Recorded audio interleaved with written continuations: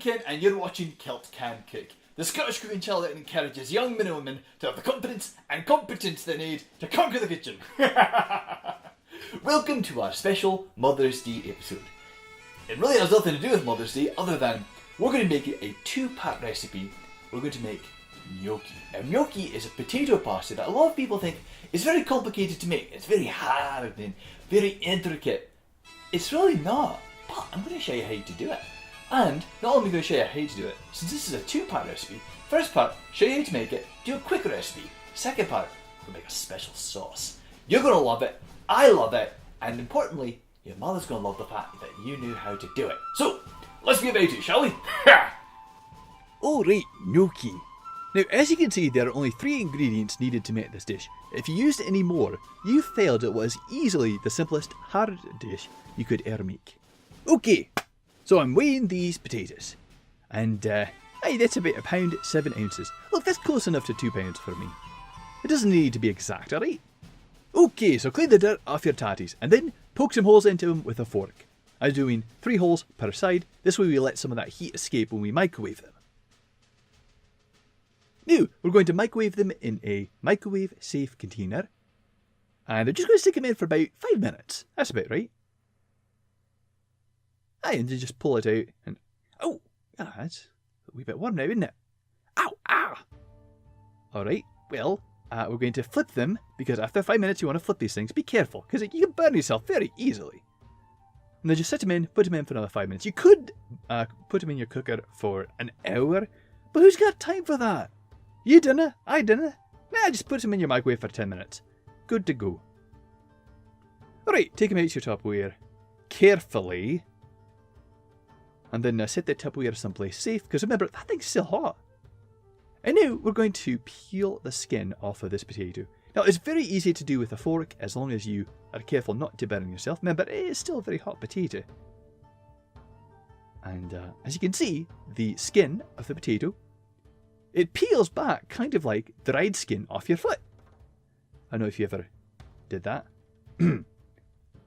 Personally, I find this to be kind of fun and a wee bit relaxing. It's kind of like when you've got an orange and you just get all that peel off in one long strip.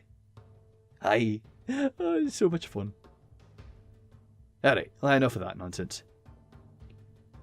When it comes to the peels, we're just going to give them a toss, put them in the rubbish bin, take a semi-clean cloth and clean off our countertop. Very nice. Alright, take a tatty masher and break these up a wee bit. Did I smash them? Did I break all that delicate fluffiness? Because that fluffy airiness is going to give our gnocchi texture, and that's important. We're going to crack an egg here. We need an egg to bind all this together. We're just going to blend it together. You only need 1 egg. Didn't need to get ridiculous here. That's good enough. Alright, now we're going to add it slowly. We're going to add a half cup of flour and kind of bind it all together. Make our dough. And use the rest of that half cup there. And now we're going to make a wee well to pour our egg into. And then we're just going to kind of mash it all together. And look at this, we've got a dough. It's coming together. Now, it's very sticky, so what we're going to do is going to add another 1/4 cup of flour. So this is about 3/4 cup of flour for, 1 pound, 7 ounces worth of potatoes. We've got a nice looking dough here, right? We're not kneading it hard, we're just making a nice little plop here. Alright, take a knife and cut your dough into 4 pieces. And set those 3 pieces aside. Just like so. Now, take one and roll it into a largish kind of snake. Now, since we're doing this with dough that's barely incorporated at all, it's not a big deal if the snake falls apart. Just reincorporate it together and roll it back out. Aye, that's right. Start from the middle, roll your way out. Just like when we were weans.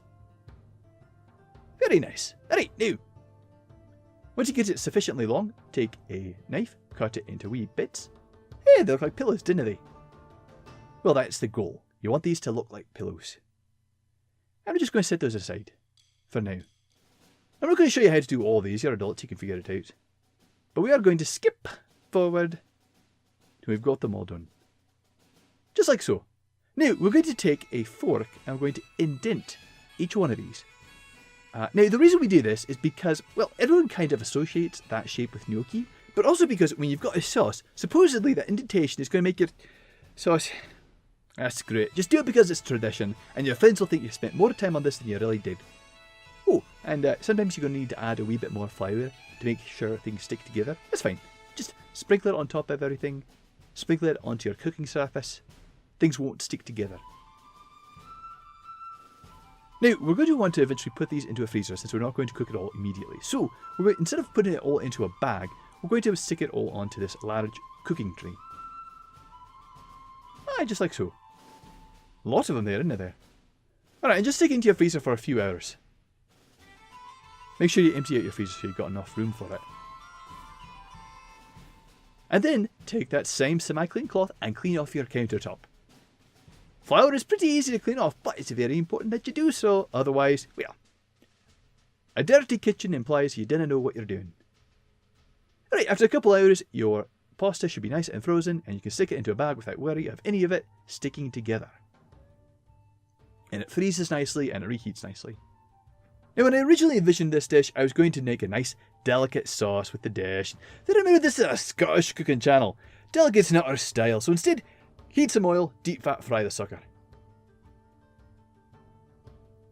Now, it doesn't take long to get a nice golden crust on these sort of things, so be careful, alright? Or you'll burn them. Only takes a minute or two per side for it to get that nice golden texture. I have burned them, it's not very good. It's still tasty, but you know, you don't want to do it. I didn't show you that video because it's kind of embarrassing. Oh right, now, once you set these aside to drain, make sure that you salt them immediately afterwards. Always salt fried foods immediately after you pull them off your oil, because that oil helps the salt absorb into the food. To be honest, I fried these things on a whim. I was indeed going to make a nice, lovely sauce for you, but then I realised it would take too long to show you how to make the pasta and how to make a sauce. So consider this part 1. Next episode, we'll do a lovely sauce for you for the gnocchi, but for right now, we've got a nice appetizer. It looks like we've made our own chips. And look at that, you stick them on a plate, they make a lovely presentation too. I'd like to take this moment to wish my mother a happy Mother's Day. I told you I didn't get you anything, and I didn't. Instead, I dedicated a whole episode to you. In the meantime, you're watching Kilt Can Cook, the Scottish cooking channel that encourages young men and women to have the confidence and competence they need to conquer the kitchen. I will see you next week.